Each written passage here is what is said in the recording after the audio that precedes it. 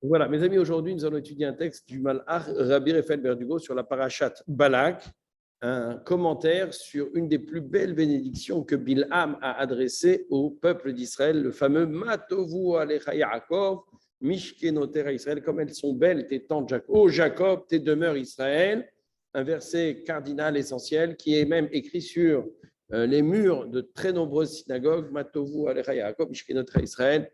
Tout le monde connaît ce verset, c'est un verset extraordinaire et c'est un verset qui a été dit par Bilham, le prophète des nations. Vous vous rendez compte comment il a eu ce mérite finalement que ses paroles soient éternelles, soient rendues éternelles, inscrites dans la Torah et elles ont passé les générations. Très belle bénédiction. Ce qui me rend, ce que je trouve absolument extraordinaire, c'est que Rabbi Raphaël Verdugo, puisque nous allons étudier son texte, voit dans ces belles paroles de Matovu Alecha Yaakov Mishkenotera Israël, il voit une prophétie autour de Jérusalem, autour de Yerushalayim. C'est important de parler de ça maintenant parce qu'on est dans la période de Ben Hametzarim. On est dans la période qui sépare le 17 Tammuz du 9 Av. C'est Shiva de Puranuta. C'est les 7 semaines difficiles au cours desquelles on parle de la destruction du temple. Doucement, doucement, on avance vers Rosh Chodesh Av, on va aller dans Shavuot Shechalbo, on va aller à Tisha B'Av. On sait que Kol Amit Abel al Yerushalayim, Zoche Veroe Besimchata. Celui qui prend le deuil sur Jérusalem, il verra sa reconstruction. C'est-à-dire, on va prendre le deuil sur Jérusalem, c'est-à-dire prendre conscience d'abord de ce que représente Jérusalem. Pour prendre vraiment le deuil de quelque chose, il faut savoir ce que cette chose représente pour vous. Quelqu'un qui a Dieu ne plaise, qui perd sa mère, il sait ce que ça représente. Donc, il ressent les choses de façon très forte. N'est-ce pas? Quand on perd Jérusalem, si on ne sait pas ce que ça représente pour ça, Jérusalem, pourquoi vous voulez qu'on ressente les choses de façon très forte? Il faut prendre conscience de ce que c'est pour nous, Yerushalayim. Et alors, effectivement, on pourra prendre Tisha B'Av à la hauteur de ce que représente pour nous Yerushalayim. Donc, il y a un vrai travail à faire sur qu'est-ce que c'est Yerushalayim pour moi? Qu'est-ce que ça représente? Alors, est-ce que c'est juste des Ben Yehuda avec des beaux restaurants? Chas v'shalom, ça commence par ça, c'est vrai. Mais est-ce que c'est que le kotel? Est-ce qu'il y a derrière ça énormément de choses? Et ce que je trouve remarquable, c'est que dans ce passouk de Matovu Alecha Yaakov Mishkenotera Israël, qui est un passouk mondialement connu, n'est-ce pas? Rabbi Raphaël Verdugo voit dans ce texte une allusion à Yerushalayim. Tout d'un coup, il commente ça. Il peut le commenter de milliers de façons. D'ailleurs, il va le commenter d'une façon différente juste après. Mais il commence son commentaire en disant ce passouk, Bilham a prophétisé sur ce que sera Jérusalem. On est dans le désert. Bilham bénit les enfants d'Israël. Quelle est sa bénédiction? Yerushalayim. Quelle est la bénédiction? Le Beth Amikdash. Quelle est la bénédiction? La grandeur et la beauté de Yerushalayim. S'il fallait une preuve de notre attachement à Yerushalayim, plus que celle-là, ce n'est pas possible. Dans le désert, la prophétie de Bilham pourri, une des dernières prophéties, c'est la description de ce que deviendra Yerushalayim. Et maintenant, on va rentrer dans le texte lui-même. Matovu Alecha Yaakov, Mishkenotera Israël, que sont agréables tes tentes, ô Jacob, tes demeures Israël. Déjà, il remarque, ô Alecha, tes tentes au pluriel, Mishkenotera, tes résidences au pluriel. On sait qu'il n'y a pas de hasard dans la Torah, chaque chose est comptée. Pourquoi on parle de tentes au pluriel? Pourquoi on parle de résidence au pluriel? Parce que ça fait allusion au moins à 2 tentes et au moins 2 résidences. 2 plus 2 égale 4. Et effectivement, dit-il, on va le voir tout de suite dans le texte, Nitnabal Yerushalayim ou Bet Amikdash. Ici, Bilham prophétise autour de Jérusalem et du Bet Amikdash, sanctuaire du temple de Jérusalem. Sheyesh Bahem Arba'a Kedushot. Il annonce déjà que dans la Jérusalem à venir, puisqu'on est dans le désert, on aura un espace dans lequel se trouveront 4 degrés de sainteté. Yerushalayim, Mekudeshet la Bechor u'Ma'aser Sheni, la ville de Jérusalem, en dehors des murailles, eh bien, c'est un endroit dans lequel on peut manger le Ma'aser Sheni, la deuxième dîme, en dehors de Jérusalem, on ne peut pas. Donc, il y a des lois particulières à Yerushalayim elle-même. Bechor, les premiers-nés, leurs animaux sont mangés à Yerushalayim. Donc ça, c'est la Kedusha de Yerushalayim qui est supérieure à la Kedusha d'Eretz Israël. Première Kedusha, Jérusalem en tant que telle. Deuxième Kedusha, à l'intérieur des murailles. Ha'azara Lifnim. Dès qu'on arrive sur le temple, le mont du temple, il y avait une première ensemble de murailles. On passait cet ensemble de murailles. D'ailleurs, le Kotel fait partie de cet ensemble de murailles. On passait cette muraille et on rentrait dans l'esplanade du temple. N'est-ce pas? Au-delà de cette muraille, dans l'esplanade, c'est une Kedusha supérieure. Ha'azara lifnim minakelaim lechataot ve'ashamot. N'est-ce pas? Ça, c'est l'esplanade. On arrive ensuite dans le bâtiment qui était construit dans cette esplanade. Ça s'appelle le Hechal. Ha'echal mekudash minu. Troisième niveau de sainteté dans le bâtiment, le Hechal. Il y avait la menorah, il y avait le misbeach hazahav, il y avait des choses qui se produisaient dans ce Hechal qui ne pouvaient pas se produire à l'extérieur du Hechal, donc à un niveau de Kedusha supérieur. Et dans le Hechal, vous aviez Bet Kodesh HaKodashim, l'espace dans lequel se trouvait la Aron HaKodesh, l'Arche Sainte, qui est un espace encore plus saint, qui est d'ailleurs l'endroit le plus saint d'Israël. Et donc déjà dès le départ, Bilam annonce la couleur. Matovu Alecha Yaakov, Mishkinotecha Israël. Vous allez avoir un endroit qui sera extraordinaire, dans lequel il y aura des niveaux de sainteté plus importants que les uns que les autres.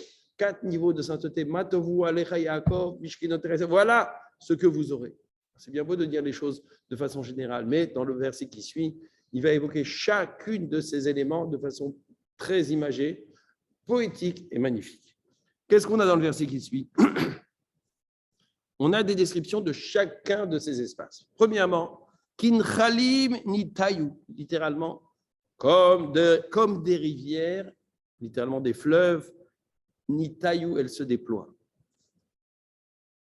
Des fleuves, des rivières qui se déploient, premier élément. Ensuite, on nous dit Keganot Alenar, comme des jardins sur le bord de l'eau.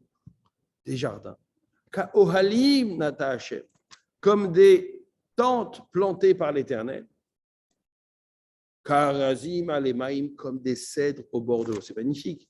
Des fleuves, des jardins, des tentes plantées par l'Éternel, des cèdres du Liban.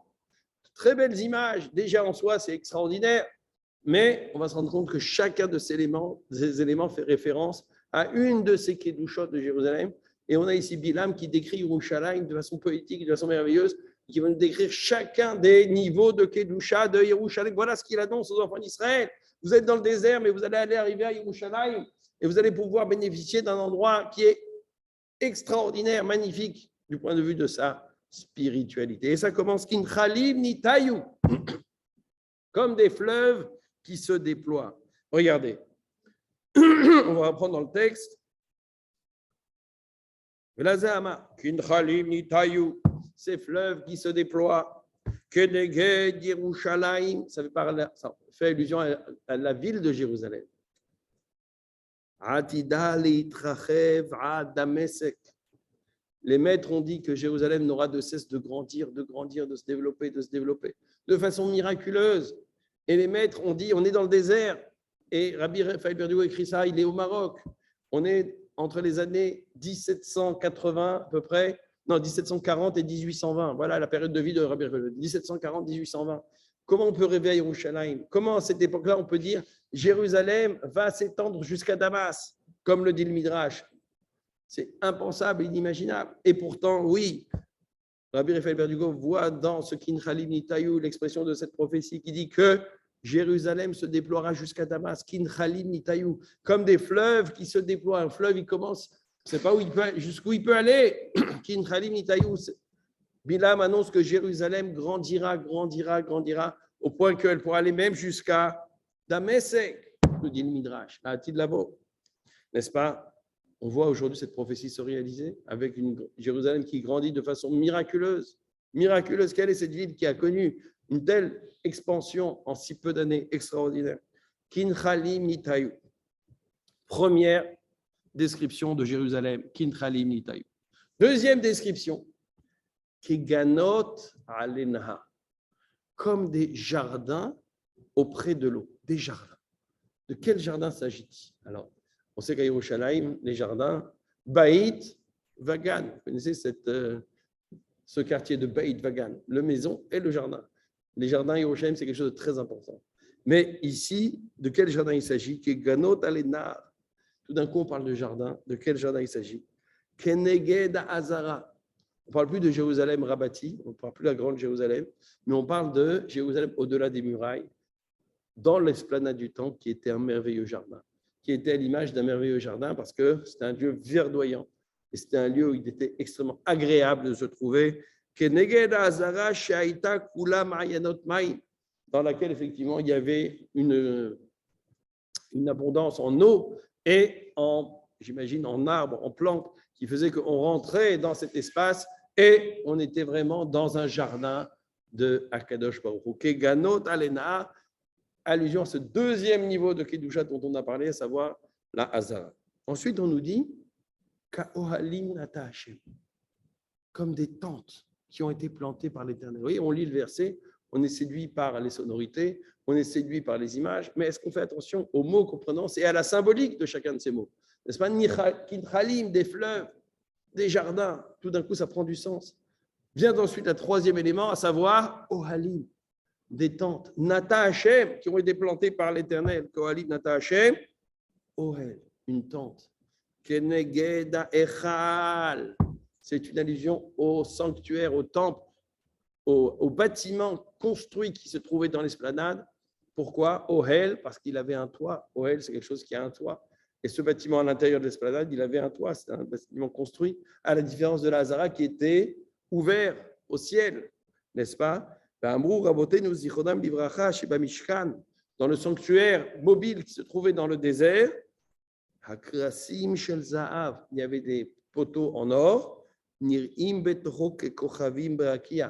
avait l'impression à l'intérieur, en regardant le toit, que on avait des étoiles dans le ciel. Donc, c'était extrêmement beau. Eh bien, dans le Beth Amikdash également, on avait cette esplanade qui était ouverte au ciel. Et ensuite, il y avait le Echal. Le Echal qui lui était fermé. Donc, déjà, on annonce qu'on aura un Beth Amikdash avec une Hazara. Et à l'intérieur de cette Hazara, un bâtiment construit avec un toit, le Kodesh. Le Kodesh. Loken Hazarot shelo yom kurim karam keginash demko. Ka'arazim alemaim, comme des cèdres sur de l'eau. Keneged bet kodesh hakodashim. On annonce qu'il y aura dans le Echal un espace encore plus kadosh qui sera le Saint des Saints, l'endroit dans lequel se trouvera le Haron à Kodesh, l'Arche Sainte. Kodesh hakodashim sheish baha Haron atzeshitim. Ka'arazim, comme des bois de cèdre, les bois à partir desquels on a construit l'Arche Sainte. On sait que l'Arche Sainte était en or, mais en fait, elle était plaquée or. Il y avait de l'or de part et d'autre, mais à l'intérieur, elle était faite avec du bois, atseshitim. Donc, quand on nous dit Arazim, à la fin de cette description, c'est pour évoquer le Bet Kodesh HaKodashim et le Harana Kodesh. Gama Torah shebetocho nikra etz. D'ailleurs, la Torah elle-même, elle s'appelle Etzraim, un arbre de vie. Keomro Etzraim hi la machazikim ato. Vegama Torah nikret maim. Et la Torah également, elle est appelée de l'eau, Keman de Amar. Hoi kol tzameh. On a ce fameux verset qui dit que tous ceux qui ont soif, allez vers l'eau. N'est-ce pas? Mais il est bon d'appeler la Torah eau. Pourquoi la Torah est comparée à l'eau? Toutes choses en ce monde ont besoin d'eau. Adam, l'homme, les animaux, les arbres des bois, des champs. Gama afara adama, même la terre, le sable de la terre. Sarir les maïm, la terre, si elle n'a pas d'eau, elle ne peut rien donner. Ou belo maïm lo yitzlach lamlacha, s'il n'y a pas d'eau, rien ne peut sortir.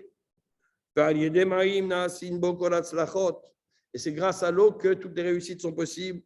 Le hotzi perot velivnot, pour faire sortir des fruits, pour construire, on a besoin d'eau. L'eau est à l'origine de tout ce que l'on peut réaliser, de la vie sur terre.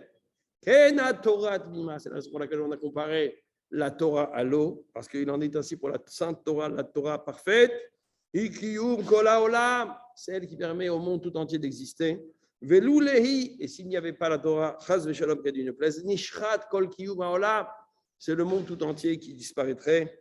C'est la raison pour laquelle ici, la Torah a bien fait d'appeler la Torah l'eau. Et c'est la raison pour laquelle on conclut ici, comme des cèdres sur l'eau. Chez Aaron, chez Arazim, l'arche qui était faite avec ce bois de cèdre, eh bien, elle portait l'eau chez Torah, chez Betocho, qui est la Torah qui se trouvait à l'intérieur. Donc ici, tous ces versets, ces deux psukim magnifiques, sont expliqués selon Rabbi Raphaël Verdugo comme une prophétie sur la Jérusalem à venir. Moi, ça me touche énormément. Ça montre déjà, parce qu'on aurait pu le commenter autrement, ou bien on aurait pu commencer ce commentaire par d'autres commentaires. On va le voir par la suite.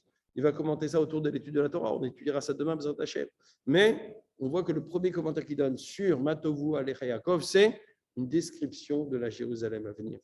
Les amis, ça montre un attachement extraordinaire pour Yerushalayim et ça nous permet de prendre conscience de ce que représente pour nous Jérusalem, un endroit dans lequel effectivement se trouve la sainteté, c'est-à-dire la présence de Dieu, la plus perceptible qu'il soit à travers le monde.